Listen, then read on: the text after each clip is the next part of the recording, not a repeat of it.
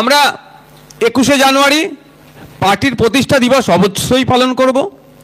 শুধুমাত্র পার্টির প্রতিষ্ঠা দিবস পালন নয়, সাথে সাথে আমরা কি করছি, অধিকার সমাবেশ করছি। কিসের অধিকার, কাদের অধিকার, এটাকে জানতে হবে। আমার আপনার অধিকার সংবিধান প্রদত্ত অধিকার, সেটা ক্রমশ কেড়ে নেওয়া হচ্ছে আমার আপনার হাত থেকে। সেই সংবিধান প্রদত্ত অধিকারকে যারা করার চেষ্টা করছে তাদেরকে গণতান্ত্রিক প্রক্রিয়ায় উৎখাত করে আমরা আমাদের অধিকারকে বুঝে নেব। সেই জন্যই আমরা 21শে জানুয়ারি মঙ্গলবার, তাই তো নাকি, মঙ্গলবারই তো, মঙ্গলবার বেলা 12টার মধ্যে আমরা কোথায় পৌঁছাবো? শহীদ মিনার চত্বরে, শহীদ মিনার ময়দানে। এখানে যারা এসেছেন বিভিন্ন ব্লকের নেতৃত্বরা, তাদেরকে বলবো শুধুমাত্র ওই ফেসবুক হোয়াটসঅ্যাপে পোস্টার আসলো, শেয়ার করে দিলেও লোক চলে যাবে, বলে দিলে এটা হবে না। দায়িত্ব নিয়ে যেমন বিগত যে থেকে আমাদের অ্যানাউন্সমেন্ট হয়েছে, শুধু অ্যানাউন্সমেন্ট না, কিন্তু আমরা প্রতি বছর টার্গেট রাখি যে 21শে জানুয়ারি আমরা কলকাতায় যাব আমাদের অধিকারের কথা বলতে, আমাদের পার্টির প্রতিষ্ঠাকে সামনে রেখে। এটা নতুন করে বলতে লাগবে না। তো শুধু সেই মেসেজটাকে বিভিন্ন এলাকাতে, মহল্লাতে, পাড়াতে গিয়ে মোবিলাইজ করা, পৌঁছানো, যে কিভাবে যাব, কোন দিক দিয়ে যাব, কোন রুটে যাব, বাসে যাব কি ট্রেনে যাব, সেটা সাধারণ মানুষের কাছে বুথ ভিত্তিক, অঞ্চল ভিত্তিক, ব্লক ভিত্তিক একটা কোঅর্ডিনেশন করা, একটা যোগাযোগ তৈরি করা। সাধারণ মানুষ যাতে প্রস্তুত আছে, শুধু কেমন ভাবে যাবেন, বাসে যাবেন কি ছোট হাতি ভাড়া করবেন কি স্করপিও করবেন কি ট্রেনে যাবেন, সেটা আপনাদের কাজ কি হবে, পাড়ায় পাড়ায় বসে মানুষের সাথে কথা বলে সেটা করা, যে ভাই আমাকে 12টার মধ্যে পৌঁছাতে হবে, তো আমি 11:59 পৌঁছাবো। এটা আমাদের খুব খারাপ। দেখুন, আমাকে এখানে আমি দুটো আমার ব্যানারে টাইম দিয়েছি, কিন্তু আমার সাথে আলোচনা হয়েছিল 4টেই। আমি 4টেই এসে 4টের আগে পৌঁছে গেছিলাম। আপনাদের টোল ট্যাক্সে এসে আমি একটু আগে চলে এসেছিলাম বলে ওখানে বসেছি। তারপরে একটা আমার ভাঙড়ে একটা সমস্যা হয়েছে, তৃণমূলের গোষ্ঠীদ্বন্দ্ব, ওইটা একটা বাইট দিতে দিতে একটু টাইম লেগে গেল, নাহলে কিন্তু আমি রাইট টাইমে এখানে ঢুকতাম। তাই আপনাদের কাছে অনুরোধ করবো, 12টা মানে আমরা 11:59 মধ্যে ওখানে ঢুকে যাব, এটা আমাদেরকে মাথায় রাখতে হবে। এবার কখন এখান থেকে যেতে কতক্ষণ টাইম লাগবে, কলাঘাট থেকে যেতে কতক্ষণ টাইম লাগবে, আপনার মহিষাদল থেকে যেতে কতক্ষণ টাইম লাগবে, হলদিয়া থেকে যেতে কত টাইম লাগবে, নন্দীগ্রাম থেকে যেতে কত টাইম লাগবে, এটা ডিসাইড আমি করব না, বা আমিও জানি না। এই অর্থে সব যখন বার হয় একটা গুগল টাইপ করে নিই, কিন্তু আপনারা জানেন। তাহলে আপনাদের কি প্রথম কি করতে হবে, কারা কারা যেতে চাইছে তাদেরকে আমরা কেমন ভাবে যাবে সেই জায়গাটা তাদেরকে জানিয়ে দেওয়া, কোথা থেকে গাড়ি ছাড়বে বা কোথা থেকে ট্রেনে উঠবো সেইগুলো আপনাদের বুথে, আপনাদের মহল্লাতে গিয়ে অঞ্চল নেতৃত্বদের সাথে বসে বুথ কমিটিকে বলে সেগুলো ঠিক করা। দ্বিতীয় কি থাকবে, কখন গাড়ি ছাড়বো টাইমিংটা ফিক্স করে দেওয়া, সেই টাইমে আসবে, তাদেরকে গুছিয়ে নিয়ে আপনারা কোথায় যাবেন, ট্রেনে হোক বাসে হোক যেভাবে হোক যাবেন, পৌঁছালেন শহীদ মিনার চত্বরে। আমাদের ওখানে যারা বক্তারা থাকলেন অধিকারের জন্য কি কি বললেন সেটা শ্রবণ করলেন, এবং আপনাদের অধিকারের জন্য আপনি সোচ্চার হলেন, এবং সভা শেষে আপনারা আবার তাদেরকে গুছিয়ে নিয়ে আপনাদের এলাকায় আপনি পৌঁছে গেলেন। এটা হচ্ছে আপনাদের দায়িত্ব। দেখুন, এটা বাইরে করতে পারতাম, এর থেকে প্রচুর লোক জমা হতো, কিন্তু সেটা নয় তো। আপনারা দায়িত্বশীল, আপনাদেরকে আপনাদের দায়িত্বটাও বুঝিয়ে দেওয়া হচ্ছে। দ্বিতীয় কি, আপনাদেরকে অলরেডি কাজ করছেন, আমি তো আপনাদের রিপিট করে দিচ্ছি, প্রতি বুথে 2টো করে দেওয়াল লিখতে হবে, যে শহীদ মিনার চলুন, যে ম্যাটার তো আপনাদেরকে দিয়ে দিয়েছে, এই বিষয়ের উপরে দেওয়াল লিখতে হবে। ওয়াল পোস্টার থেকে শুরু করে এগুলো সব বলেছেন তো নাকি, এগুলো সব বলে দিয়েছে। আমি শুধু একটা সংযোজন করব, যে আপনারা, আমরা দেখছি মহিলা বর্জিত যেন একটা সমাজ ব্যবস্থা করতে চাইছেন, সমগ্র জায়গায় এটা হচ্ছে, এটা কোনোভাবে হতে পারে না।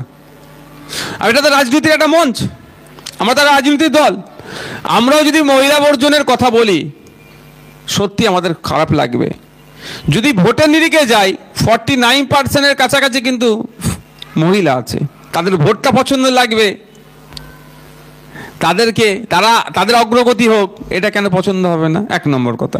দ্বিতীয় হচ্ছে পঞ্চায়েত নির্বাচনে আপনারা অনেকে প্রার্থী দিয়েছি, এবারে থুতু ফেলছে নিচে, দেখেছো কোথায় ফেলছে থুতুটা? না, এখানে ফেলবে, খাবেই কেন এই সব বস্তু জিনিসগুলো, যেখানে ফুক পাক থুতে ফেলে দেবে? একদম নয়, এগুলোকে কন্ট্রোল করতে হবে। ফাঁকা বলি ফেলবে ওখানে, ওটা প্রাইমারি স্কুল বা বাচ্চা ছেলে কালকে পরশু ক্লাসে আসবে, কালকে ক্লাসে আসবে, তার পায়ে তো লাগতে পারে তোমার গুটকা থুতু, দেখে শুনে ফেলতে হবে। তো 50% সিট কি ছিল? মহিলা রিজার্ভ। পার্লামেন্টে এটা নিয়ে আর চর্চা হয়েছে, 30% না 30 কত পার্সেন্ট একটা মহিলা রিজার্ভের কথা। দেখ ওসব আমি যাচ্ছি না। আমাদের সমাজ এগিয়ে নিয়ে যেতে গেলে শুধু যদি বলে পুরুষদেরই মানে কন্ট্রিবিউশন থাকবে, এটা ভুল। পুরুষদের সাথে সাথে মহিলাদেরও কন্ট্রিবিউশন থাকবে। তো আমরা 21শে জানুয়ারি পুরুষদের সাথে সাথে মহিলারাও তাদের অধিকারের জন্য কলকাতার রাজপথে যাবে। তাদের অধিকার, তাদের উপরে যেভাবে অত্যাচার নেমে আসছে, মহিলাদের উপরে দমনপীড়ন নেমে আসছে, সেটাকে বন্ধের জন্য তারাও গিয়ে রাজপথে চিৎকার করবে। হ্যাঁ, শাখা সিঁদুর পরে যেও চিৎকার করবে, ভোরকা হিজাব পরে গিয়েও চিৎকার করবে। সেখানে কোনো বাধ্যবাধকতা নাই তুমি সাদা শাখা সিঁদুর পরে আসতে পারবে না, তুমি বোরকা পরে আসতে পারবে না, এই ধরনের কোনো বাধ্যবাধকতা নাই। যে যার রিলিজিয়াস প্র্যাকটিসের সাথে সাথে তার যে কথা বলবে। আমরা যে কটা দাবি রেখেছি, আরো দাবি ওখানে উত্থাপিত হবে, ব্যানারে তো সব দাবি দেওয়া সম্ভব নয়। তার মধ্যে একটা দাবি কি আছে দেখুন, দলিত, আদিবাসী, পিছিয়ে বর্গের সহ মহিলাদের উপরে যে দমন পীড়ন অত্যাচার হচ্ছে সেটা বন্ধের দাবিতে। সারা দেশে দেখুন টার্গেট হচ্ছে মহিলারা, টার্গেট হচ্ছে আদিবাসীরা, টার্গেট হচ্ছে দলিতরা, টার্গেট হচ্ছে মুসলমানরা, আবার পিছিয়ে বর্গের মানুষেরা। এটা বন্ধ করার জন্য কলকাতা রাজপথে গিয়ে আমাদের চিৎকার করতে হবে। কদিন আগে দেখেছেন উত্তরপ্রদেশে আপনার বাইক নিয়ে উচ্চ পণ্যের মানুষকে ওভারটেক করে চলে গিয়েছে একজন দলিত মানুষ, তাকে নেভিয়ে মারধর করেছে। সেই উত্তরপ্রদেশেই অন্য বর্ণের মহিলার সাথে কিছু প্রেম বা ভালোবাসা হয়েছে, এই অভিযোগ তুলে মুসলিম সম্প্রদায়ের ওই ছেলেটিকে খুঁজে না পাওয়ার জন্য তার পরিবারের মাকে, চাচিদেরকে তুলে নিয়ে গিয়ে মারধর করে, উলঙ্গ করে ভিডিও বানিয়ে ভাইরাল করছে এই বর্বররা। যেই বর্বররা ওই দলিতের উপর আক্রমণ করেছে, সেই বর্বরদের একটা অংশ প্রভাবিত হয়ে মুসলমানদের উপর আক্রমণ করছে। সারা দেশেই উত্তরোত্তর এই আক্রমণই বেড়ে চলেছে।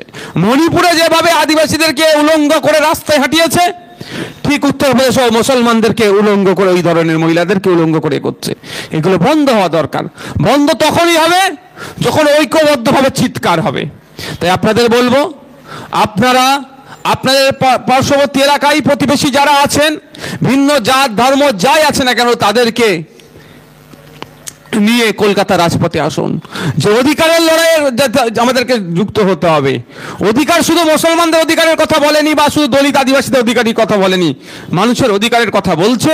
তাই অধিকারের কথা যখন বলছে, আমাকে আপনাকে যেতে হবে, আপনার আমার অধিকারের কথা বলছে, তাদেরকে হেভি অংশে নিয়ে কোথায় যাবেন? শহীদ মিনার ময়দানে পৌঁছান। আমরা কি দাবি রেখেছি? যেভাবে কেন্দ্র সরকার অনৈতিকভাবে, অসাংবিধানিক, আমি বলছি, আমি আজকে আপনাদের বলে যাই, জানি না আমাদের রাজ্যের 29টা এমপি কি করবে, বিল পাস করাতে ওরা পারবে না, তারপরেও বলছি, কেন 2/3 মেজরিটি না হলে ওয়াকফ সংশোধনী বিল পাস করাতে পারবে না। আর বিজেপির কাছে 2/3 মেজরিটি নাই। যদি এরা বদমাইশি না করে, সেকুলারের ভেসে যারা আছে, সেকুলার দাবি করছে, তারা না বদমাইশি করলে বিজেপি এই বিল পাস করাতে পারবে না। এবার দেখার বিষয় কারা কারা বদমাইশি করছে। যারা বদমাইশি করবে আমাদের রাজ্য থেকে, তাদেরকে ছেড়ে কথা বলবো না, গণতান্ত্রিক প্রক্রিয়াতে তাদের জবাব দেবো, জবাবদিহি করবো তাদের কাছে, একটা পাঠ। কিন্তু তা বলে রাখি, যদি তার বদমাইশিও করে এরা, নওশাদ সিদ্দিকী চুপ বসে থাকবে না, ইন্ডিয়ান সেকুলার ফ্রন্ট চুপ করে বসে থাকবে না। অলরেডি সুপ্রিম কোর্টের অ্যাডভোকেটদের সাথে আমার কথা আলোচনা হয়েছে একটা পর্যায়ে, যে প্রয়োজনে আমরা ওয়াকফের এই অ্যামেন্ডমেন্টকে নিয়ে আমরা সুপ্রিম কোর্টে মামলা করব।